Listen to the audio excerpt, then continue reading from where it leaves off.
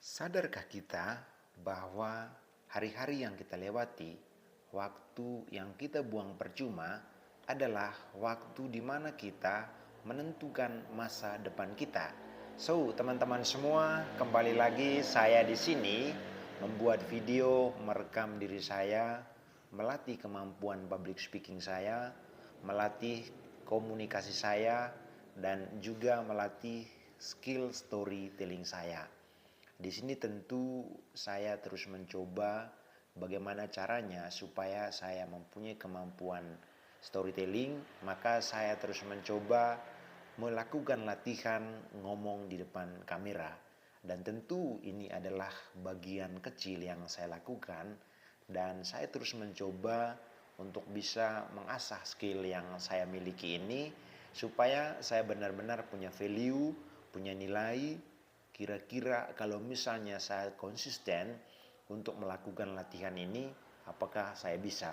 Oke, kita akan lanjut lagi pada topik yang tadi sudah saya bahas di awal, bahwa betapa waktu itu sangat berguna bagi kita. So, waktu yang kita keluarkan setiap hari, tenaga yang kita keluarkan setiap hari, itu akan sangat menentukan masa depan kita. Bahwa setiap aktivitas yang kita lakukan setiap hari juga akan menentukan akan menjadi seperti apa kita di kemudian hari. So, tentu saja aktivitas yang kita lakukan setiap hari kita mulai dari hal-hal kecil. Hal-hal sederhana itu juga merupakan bagian-bagian kecil yang sedang kita perjuangkan dan kita lakukan untuk bisa menentukan masa depan kita. Misalnya saja dari hal-hal kecil, misalnya mulai dari membaca misalnya. Pertama, kita coba untuk membaca satu halaman di hari pertama.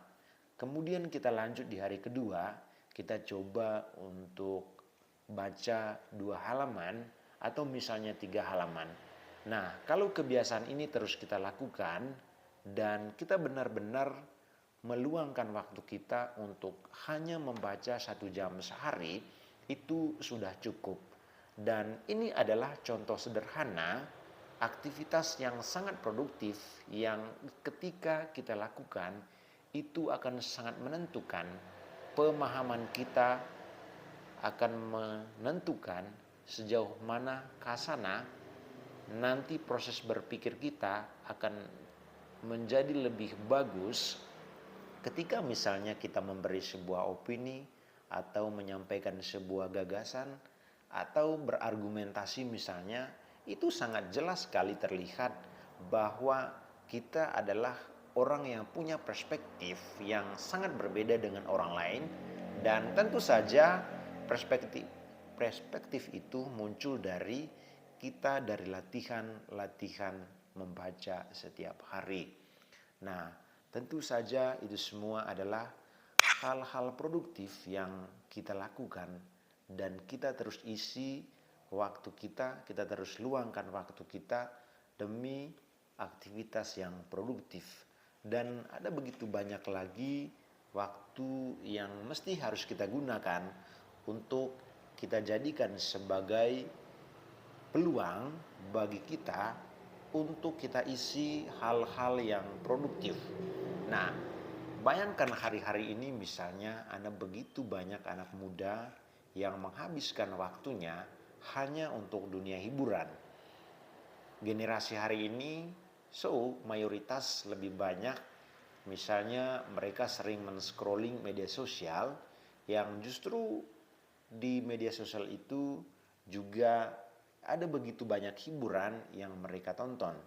So, tentu saja kita mesti mampu memilih kira-kira mana yang benar-benar sangat edukatif bagi kita dan itu yang mestinya harus kita pilih. Tetapi sebagian yang lain juga memilih hal-hal yang justru membuatnya itu kadang itu di luar batas kesadarannya, dan juga kadang itu sampai dia benar-benar menghabiskan waktunya untuk sesuatu yang tidak produktif. Bayangkan kalau misalnya setiap hari dengan waktu yang begitu lama dan juga kita benar-benar menghabiskan energi kita hanya untuk menghabiskan dengan menonton di media sosial atau scrolling di media sosial misalnya. Ini justru akan membuat kita menjadi sesuatu yang membuat kita menjadi tidak produktif, dan juga ini akan sangat menentukan bagaimana kita di kemudian hari dengan kebiasaan-kebiasaan kita, maka juga itu akan membentuk cara berpikir kita. So, mulai hari ini bagaimana kita mencoba untuk menghindari aktivitas-aktivitas tersebut, dan bagaimana caranya supaya kita benar-benar tahu dan paham bahwa kita harus mengubah pola pikir kita, kita harus bisa mengubah cara dan perilaku kita untuk lebih memilih aktivitas yang produktif demi apa yang ingin kita mau, demi merubah mindset kita dan juga cara berpikir kita. So, kita mulai dari hal-hal yang paling sederhana, misalnya scrolling tidak juga melarang kita untuk tidak boleh men-scrolling media sosial, tapi juga yang paling penting adalah konten apa yang benar-benar sangat produktif dan punya nilai edukatif bagi kita. Dan tontonan-tontonan yang kita terus nonton setiap hari juga akan menentukan kita bahwa kita adalah generasi yang juga di sini adalah kita menjadi bagian dari orang yang mau misalnya menonton podcast yang produktif, dan juga nonton podcast-podcast yang berpengetahuan, memberikan wawasan, dan tentu itu semua adalah bagian dari cara kita, bagaimana kita memanfaatkan media sosial misalnya, bagaimana kita men-spending waktu kita hanya demi sesuatu yang produktif dan juga sangat edukatif bagi kita. So, teman-teman semua, kiranya ini memberikan satu edukasi yang penting bagi kita agar kita benar-benar merubah mindset, pola pikir kita, dan juga kita memandang sesuatu dan juga kita menghargai waktu kita setiap hari, supaya kita selalu mengisi waktu kita dengan kegiatan, kebiasaan-kebiasaan yang produktif yang dapat menumbuhkan mindset kita dan juga bisa merubah cara atau pola pikir kita, sehingga kita masuk pada satu cara berpikir yang lebih positif, dan juga kita mulai dengan aktivitas yang produktif.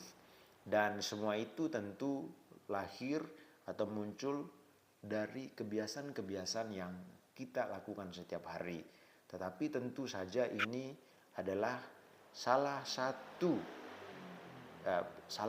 bukan satu poin utama yang mesti menjadi bagian penting yang harus kita lakukan, dan kita perlu perhatikan bahwa sesungguhnya orang-orang yang sangat menghargai waktunya, mereka men-spending waktunya untuk sesuatu yang produktif, akan menentukan seperti apa dia di kemudian hari.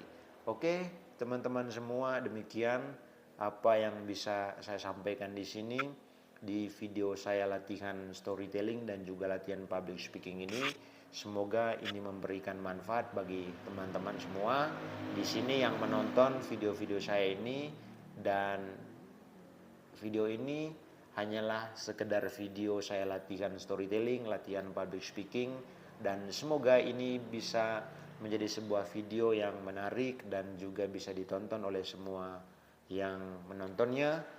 Dan semoga saya terus melatih diri saya untuk bisa storytelling dan juga public speaking, dan juga terus berkomunikasi, melatih merekam diri di depan kamera. Demikian, semoga video ini edukatif bagi teman-teman.